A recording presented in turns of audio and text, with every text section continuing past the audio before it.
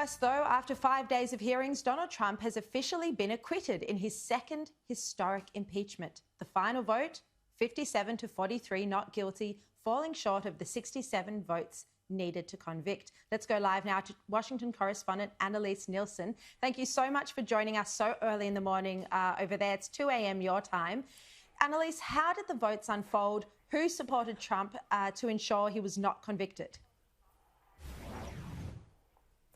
Well, in the end, it was really the Republican Party that came to his aid. Just 7 of the Republicans voted with the Democrats, and that was basically the 6 that had already voted that they were going to impeach because they thought that Donald Trump needed to be held accountable for his actions. In all of that evidence that was put forward, only 1 more Republican joined their ranks. But really critical to this was Mitch McConnell, the Senate Minority Leader. Now if he had said he was going to vote to convict, would have given political cover for probably enough Republicans to then join their ranks and convict Donald Trump. To get that 2/3 majority, they needed at least 17 Republicans, so another 10. It was always extremely unlikely. But Mitch McConnell was pretty interesting in his approach in that he voted not to convict, and then as soon as the proceeding was over, launched into an absolute tirade against Donald Trump, saying that he was actually responsible for the violence, but he maintained that the entire process of impeaching a past president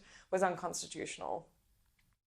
Impeachment was never meant to be the final forum for American justice. President Trump is still liable for everything he did while he was in office as an ordinary citizen.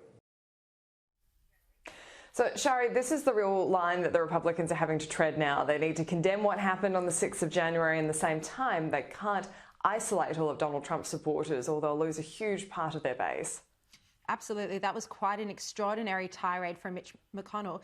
But, Annalise, do you think the fact that the Democrats pursued this second impeachment sends the message to voters, to Americans, that Joe Biden's statement that he wanted to unite the country was nothing more than words, was a lie? Well, it's a very divided country at the moment. You're absolutely right on that point. And the Democrats did actually address this idea when they were in their opening statements for pursuing this in the Senate impeachment trial. And what they've said is that they think that the evidence needed to be brought out in full. They needed to have truth and clarity around what happened before they could start moving forward with the process of forgiving anyone. And a big part of that is holding people accountable. So you have to remember that while it does divide and isolate all of those Donald Trump supporters, and Donald Trump consistently talks about the 74 million people that voted for him, more than 80 million people voted for Joe Biden. So they need to look after their base as well. They need to make sure they feel heard and vindicated. And there's a lot of local reaction too, that they need to have the sense that there is justice in what's been done. And the votes happened. He did come out victorious. And so it was probably more about the process than the actual outcome. What about Donald Trump? How has he reacted to the news of the acquittal today?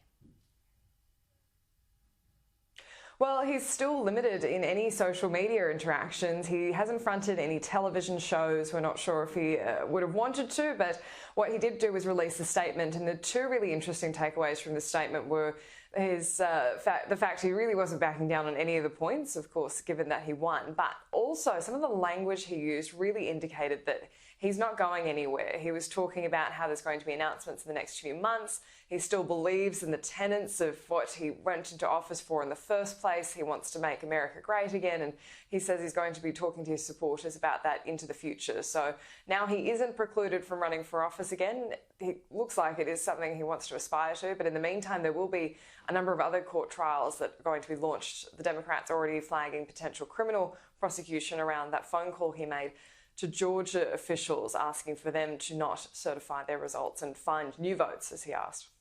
More to go in this. Annalise Nielsen, thank you very much for your time so early in the morning. Really appreciate the update.